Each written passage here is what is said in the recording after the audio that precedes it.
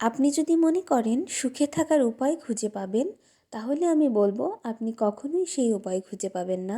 কেননা আমাদের সুখে থাকা এবং মন্দ থাকা সম্পূর্ণটা নির্ভর করে আমাদের নিজেদের উপরে।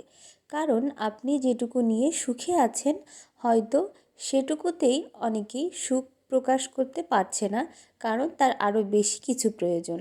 আবার আপনি যতটুকু পেয়েও দুঃখ প্রকাশ করছেন, তার থেকে কম কিছু পেয়েও অন্য কেউ সুখী অনুভব করছে।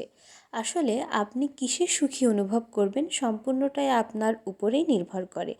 আপনি যদি জানতে চান কী উপায় হলে আপনার সুখ বেশি হতো, কী কারণে আপনার দুঃখ, কী কারণে আপনি সুখী হতে পারছেন না, তবে এটা আপনি কোথাও খুঁজে পাবেন না যদি আপনি আপনার মনকে সুখী অনুভব করাতে না পারেন। তো আজকে আমি ভেবেছিলাম গুগল থেকে কোনো একটা পোস্ট বা ক্যাপশন সেটা আপনাদের সঙ্গে বলবো, শেয়ার করব।